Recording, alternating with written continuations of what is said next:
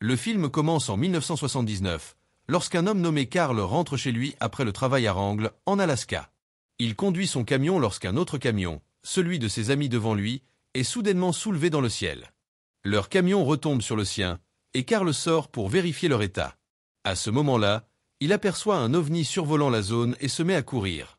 Alors qu'il fuit dans la jungle, il remarque que l'ovni est juste au-dessus de lui.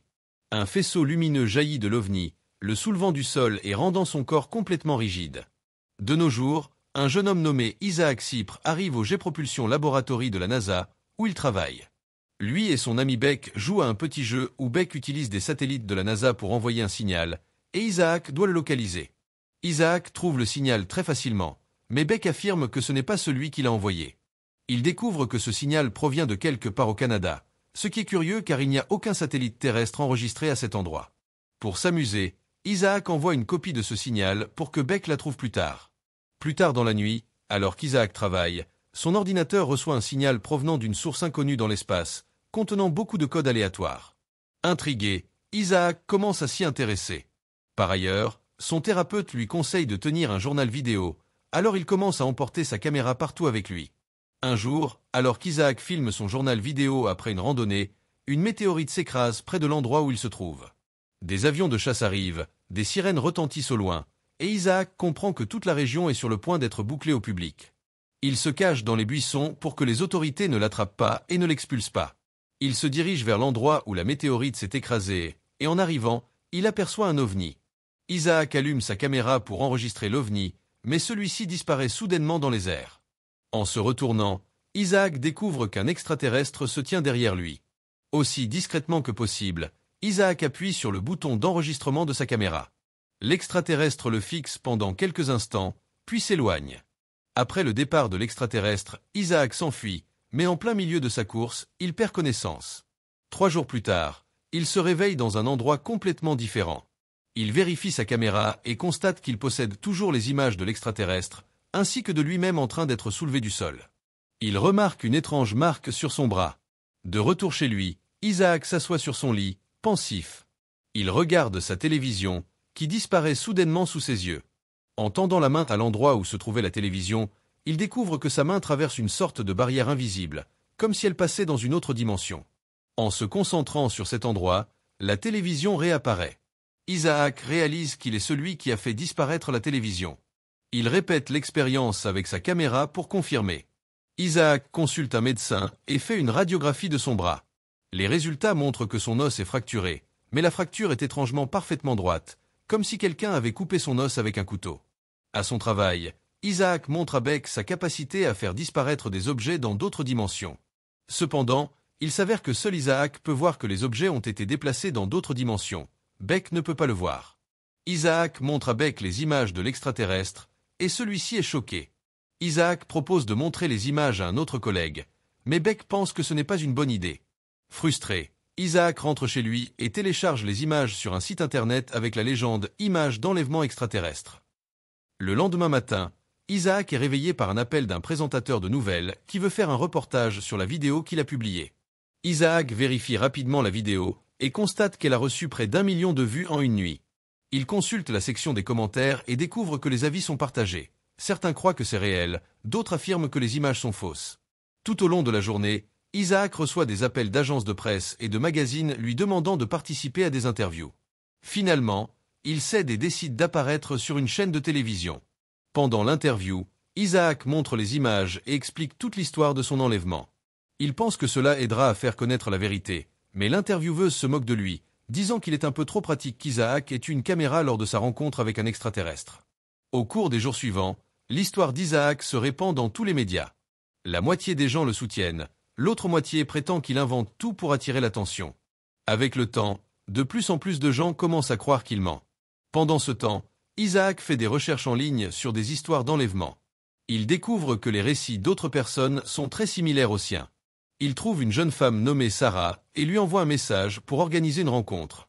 Sarah et Isaac se rencontrent, et il lui explique que des rencontres extraterrestres se produisent sur Terre depuis longtemps. Il existe des représentations dans des peintures historiques, et plusieurs scientifiques ont affirmé avoir reçu des signaux mystérieux de l'espace.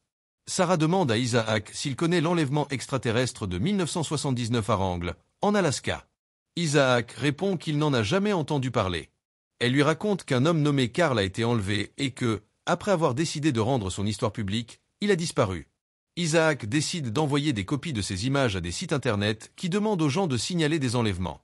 Alors qu'il les dépose dans une boîte aux lettres, un homme nommé Case arrive pour l'aider. Case dit qu'il est écrivain et qu'il trouve injuste la façon dont les médias critiquent Isaac. Il propose de faire un reportage où Isaac pourrait expliquer son point de vue en détail. Isaac réfléchit à l'offre de Case pendant la nuit et le lendemain matin, décide d'accepter. Il se rend au bureau de Case, et celui-ci suggère que la meilleure façon de rendre l'histoire d'Isaac crédible est de lui faire passer un test de détecteur de mensonges. Isaac accepte, et Case lui montre comment mettre l'équipement du détecteur de mensonges. Après qu'Isaac répond à toutes les questions sur son enlèvement, et qu'aucune de ses réponses ne s'avère être un mensonge, l'expression de Case devient tendue. Il sort du bureau sans explication, et quand Isaac le suit, il voit deux hommes habillés comme des agents descendre le couloir. Isaac tente de s'enfuir, mais il lui tire dessus, et il perd connaissance. Isaac se réveille et se trouve traîné par deux androïdes. Les androïdes l'emmènent dans une pièce blanche et l'attachent à une chaise. À l'extérieur, il voit que Sarah est également emmenée de force dans cet établissement. Sur un écran devant Isaac, il est accueilli par Case, dont le vrai nom est l'agent Grave. Il informe Isaac qu'ils vont évaluer son niveau d'exposition. Différents objets sont placés devant Isaac, et on lui demande de se concentrer sur eux, mais rien ne se passe. Finalement, Isaac refuse de coopérer et exige de savoir où il est et où est Sarah.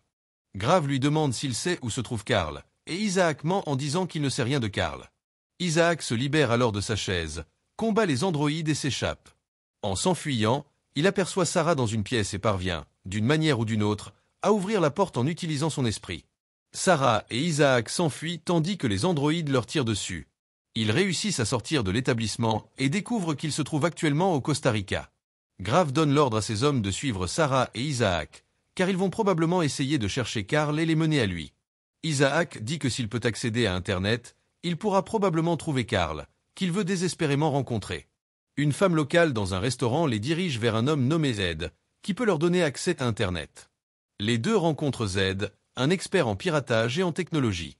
À ce moment-là, les androïdes arrivent à leur recherche, et ils doivent partir. Z les emmène chez lui, dans la jungle, où il dispose d'une connexion Internet intraçable. En chemin, Z explique que les androïdes travaillent pour le Programme international de recherche spatiale, ou ISRP, une agence ultra secrète. Z utilise toutes ses compétences de hacker, mais ne trouve aucune trace de Carl sur Internet ou dans les registres gouvernementaux. Isaac se souvient du signal curieux qu'il avait trouvé avec Beck, émis depuis le Canada. Il pirate les serveurs de la NASA et retrace l'origine du signal curieux.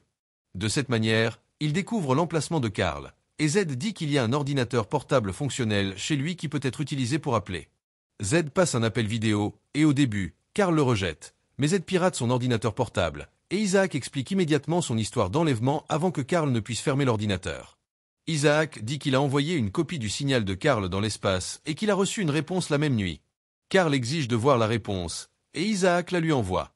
Carl déchiffre le code aléatoire de la réponse et le joue en audio. Une voix extraterrestre parle, indiquant une date et un lieu d'arrivée. Ils viendront 5 jours plus tard à l'emplacement de la maison de Carl. Après cela, Carl ferme brusquement son ordinateur. Isaac dit qu'ils doivent aller chez Carl. Sarah hésite, mais Z demande avec enthousiasme s'il peut se joindre à eux. Z utilise ses contacts au Costa Rica et leur procure un avion privé pour voler jusqu'au Canada. Pendant ce temps, Grave a placé des traceurs dans Sarah et Isaac et les a suivis tout ce temps. Après un long voyage, Z, Sarah et Isaac arrivent chez Carl. Au début, il est méfiant, mais il finit par les accueillir chez lui. Il explique qu'après son enlèvement, il a également été capturé par l'ISRP, mais il s'est échappé et s'est caché. Il a passé 20 ans à essayer de contacter à nouveau les extraterrestres. Il a travaillé sans relâche pour créer des programmes qui traduisent les codes extraterrestres en audio et l'audio en anglais, afin que, lorsque les extraterrestres arriveront, il ait un moyen de leur parler. Au cours des 2 jours suivants, en attendant les extraterrestres, Sarah et Isaac passent du temps ensemble dans les bois et se rapprochent, tandis que Z explore curieusement l'équipement de Carl. Le jour où les extraterrestres doivent arriver, Isaac sent le sol trembler. Carl dit que c'est parce que les extraterrestres sont proches, et Isaac sort dans les bois pour les trouver. Effectivement, il les repère et leur demande ce qu'ils veulent. Ensuite, ils s'assoient tous avec les extraterrestres, avec le dispositif de traduction de Carl activé. Les extraterrestres disent qu'ils ont complètement maîtrisé la médecine, la physique, la technologie et toutes les sciences. Maintenant, il recherche quelque chose de plus grand, l'origine de l'univers. Isaac demande pourquoi ils étudient les humains. Les extraterrestres répondent que les humains possèdent une aura particulière en eux, qui peut être mesurée. Les extraterrestres montrent à Isaac une vision de Jésus et demandent qui est cet homme. Isaac demande pourquoi ils veulent en savoir plus sur lui. Les extraterrestres répondent qu'il semble être central à l'origine de l'univers, qu'il y a un lien entre lui et l'aura à l'intérieur des humains. Sarah demande pourquoi il y avait des marques sur son bras et celui d'Isaac. L'extraterrestre sort un dispositif qui ouvre proprement son bras, et un traceur en sort. Les extraterrestres avaient placé des traceurs en eux pour leurs archives. Les extraterrestres disent à Isaac que, dans son monde, voir c'est croire, mais après toutes leurs avancées, ils ont appris que croire, c'est en réalité voir. À ce moment-là, Grave et ses hommes arrivent à l'extérieur et exigent que Carl sorte. Il est révélé que Grave a une vendetta personnelle contre Carl, car lorsque Carl a été enlevé, le camion devant lui transportait le père de Grave. Grave exige de savoir pourquoi son père n'a jamais été retrouvé, et Carl n'a pas de réponse. Grave ordonne à ses hommes de tirer sur Carl. Sarah se précipite pour vérifier l'état de Carl, et elle est également touchée. L'extraterrestre dit à Isaac de se concentrer et d'utiliser ses sens. Il le fait, et toute la maison est transportée dans une autre dimension.